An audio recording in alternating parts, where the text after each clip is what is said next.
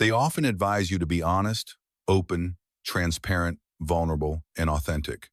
However, what they fail to mention is that the moment you start revealing your inner self without limits, someone is watching and calculating. Machiavelli would have understood precisely what they are, analyzing your vulnerabilities, your tells, your leverage points. In the realm of power, the worst mistakes aren't those made with ill intent. The most damaging are honest errors, actions taken in good faith with an open heart, which you believed made you appear genuine, but instead made you seem accessible, predictable, and weak. This paradox, Machiavelli would expose mercilessly. He grasped what most never will. Your enemy's greatest advantage lies in your illusion of safety, and that illusion is at its strongest when you're being honest. Let's examine the first mistake, as it is the most frequent, most praised, yet most quietly exploited: oversharing your setbacks and struggles. Today's society glorifies vulnerability. Social media encourages sharing your pain.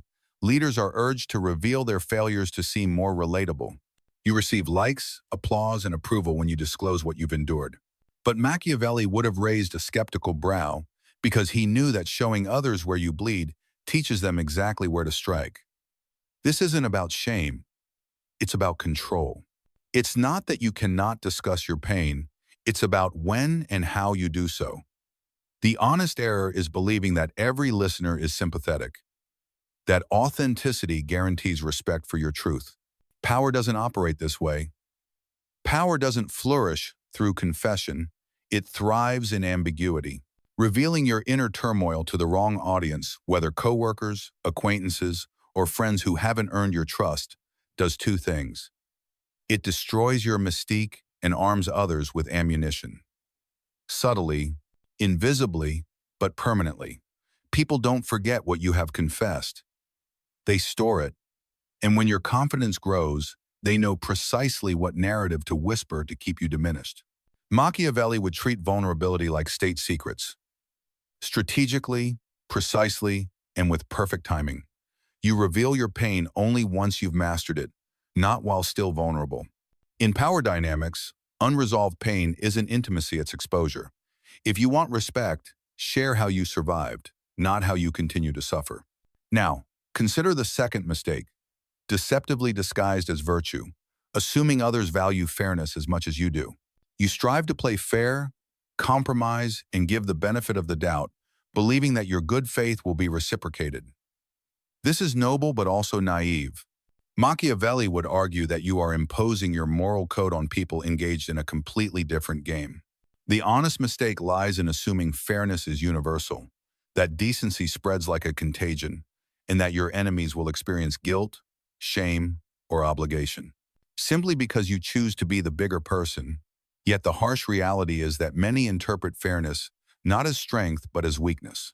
They observe your concessions and think, "He won't fight, she'll fold, if I push hard enough." Their desire is peace more than power, and in that moment you become vulnerable to manipulation. Machiavelli didn't despise fairness, he merely recognized its boundaries. He understood when to negotiate and when to take advantage. He didn't give what wasn't earned, nor did he trust goodwill unless it was proven through consistent actions under pressure. Here's how you correct this. Stop leading with fairness. Start leading with keen observation. Don't offer compromise up front.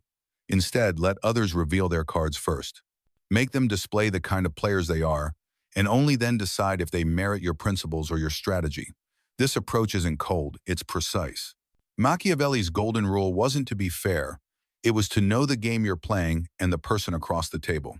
Now, consider the third honest mistake that not only weakens you but also teaches your enemies how to control you, responding emotionally to subtle provocations.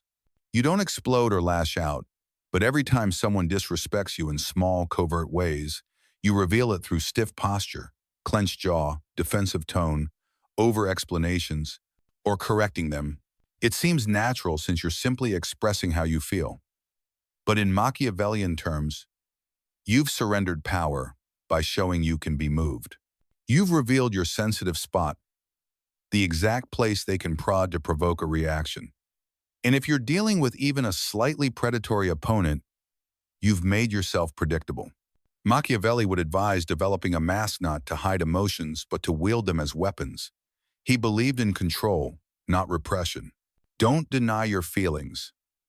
Delay their expression. When someone attempts to unsettle you, your reaction should be a pause, silence, a slow blink, or a faint smirk, not because you're above it, but to make them question if they've truly affected you. In that silence, you buy time. With time comes control, and with control, you turn emotional warfare into a psychological battlefield, one you command because you know exactly what they want and refuse to hand it over.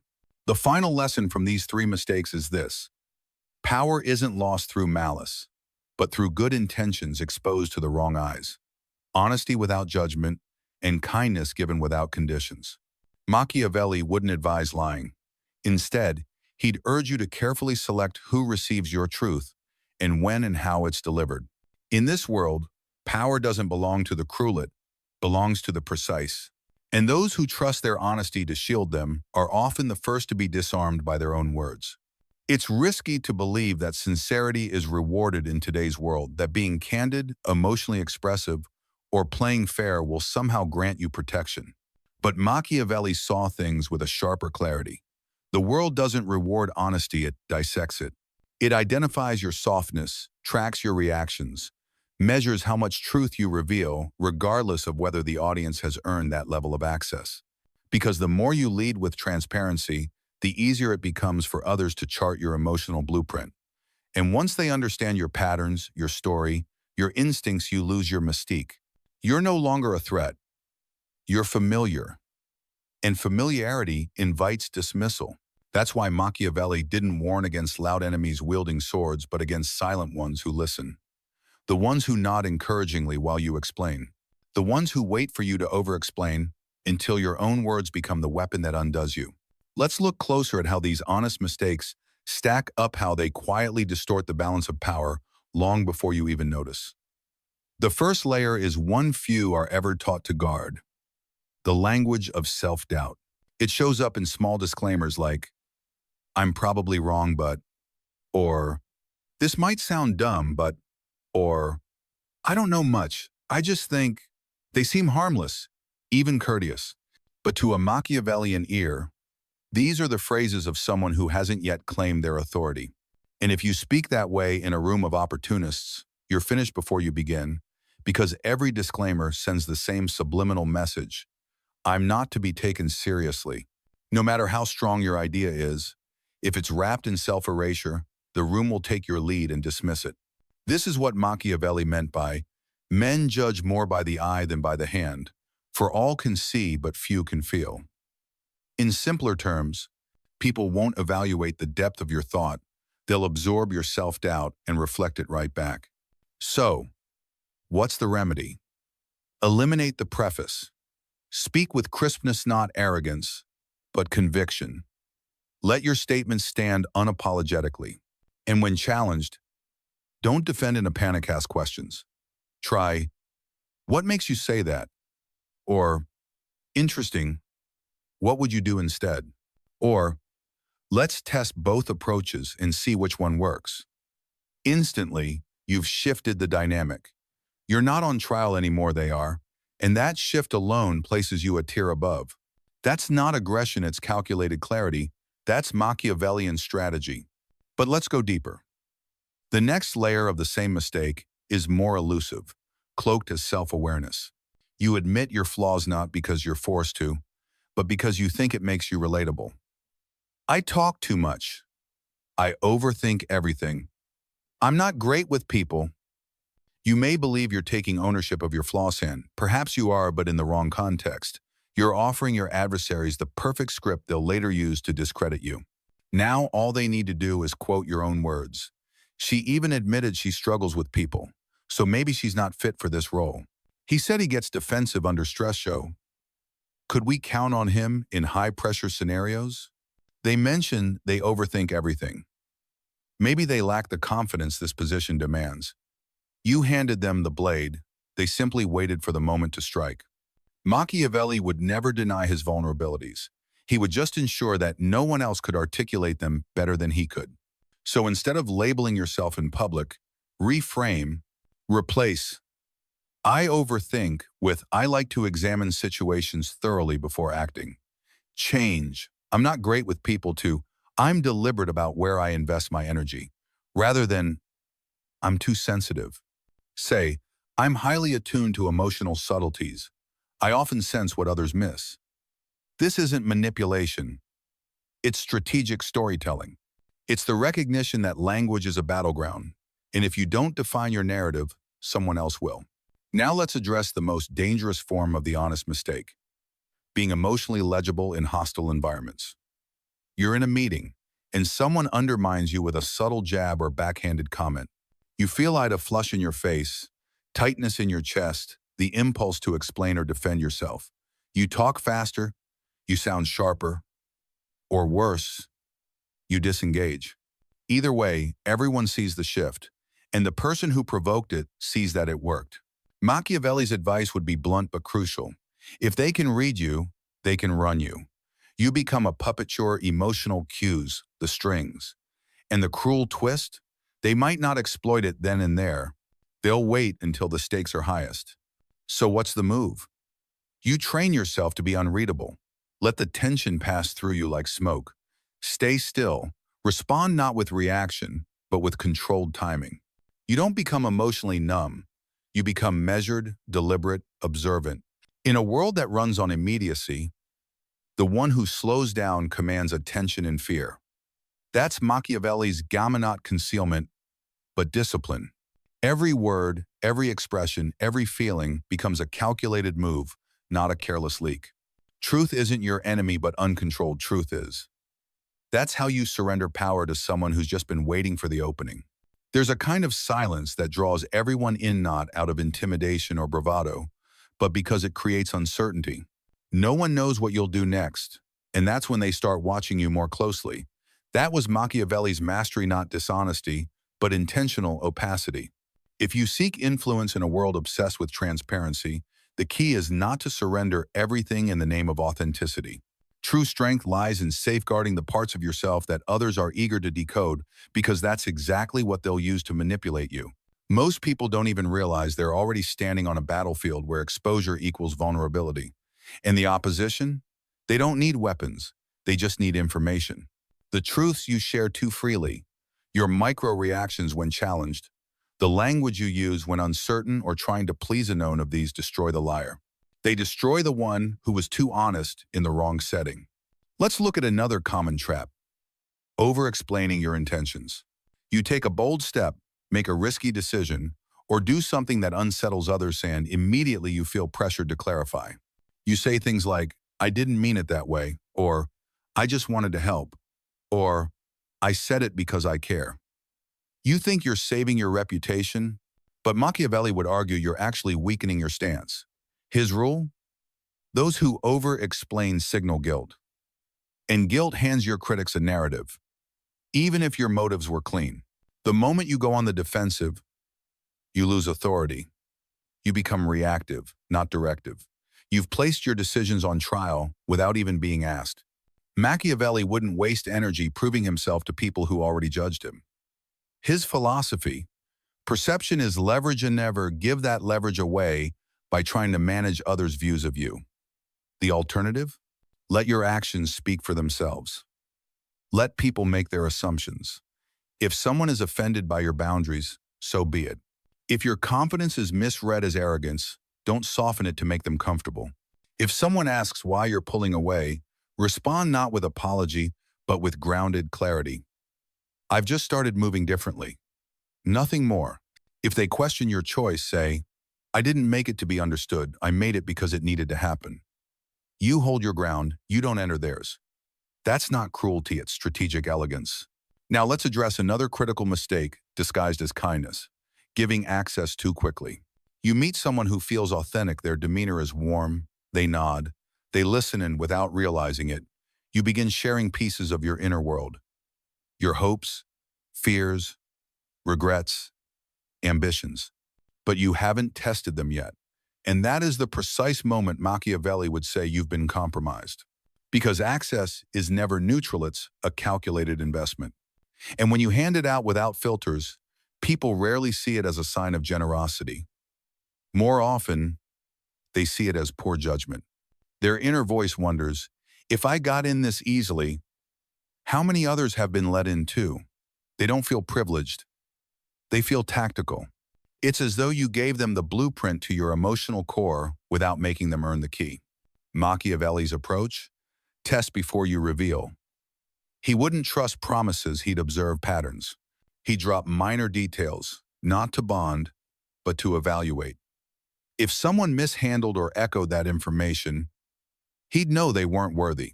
But if they guarded it with integrity and silence, the door might inch open. That's the art of calculated intimacy.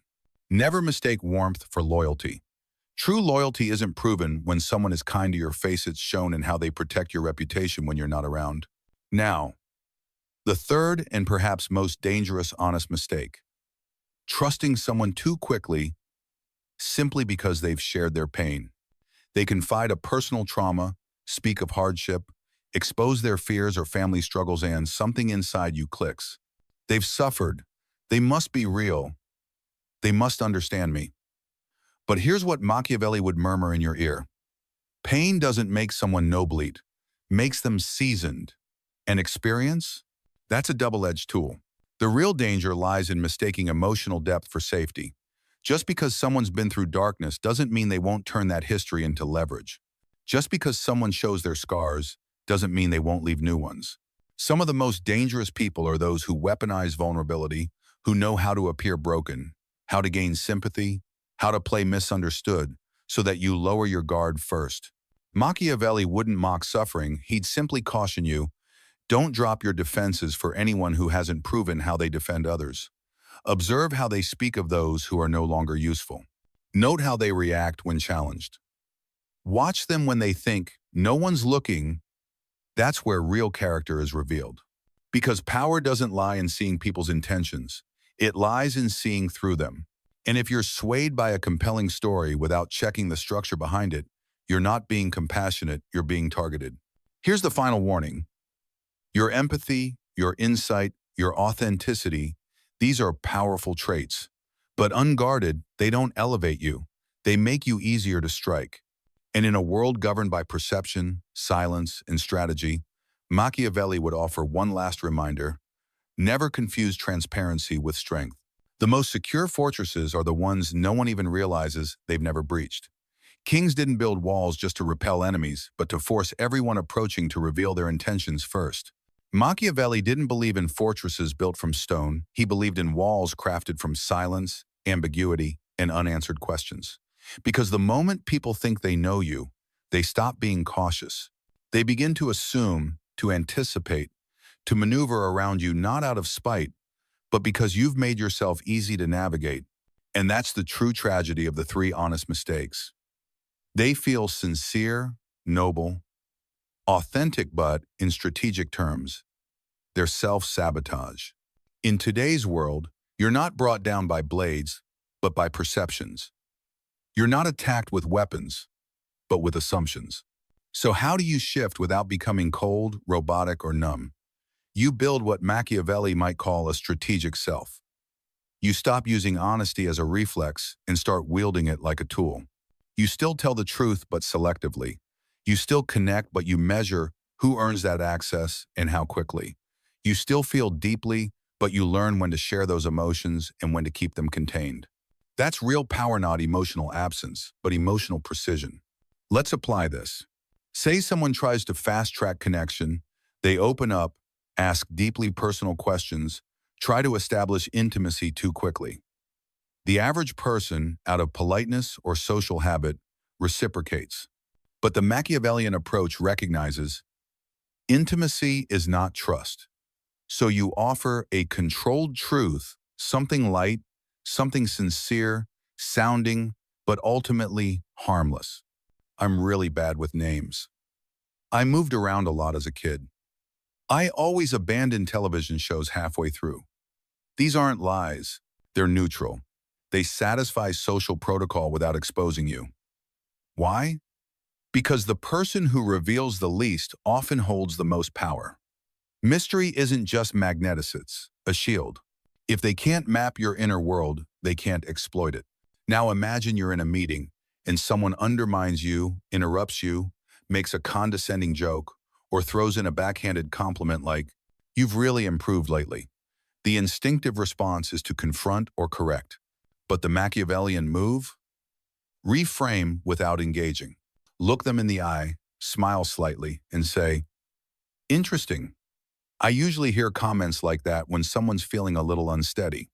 You didn't accuse, you didn't raise your voice. But the balance shifts, the room senses it, and the provocateur is left questioning what just happened. That's not aggression. That's strategic clarity. That's how you stay unreadable. Measured. And in power dynamics, unpredictability breeds hesitation. And hesitation is submission.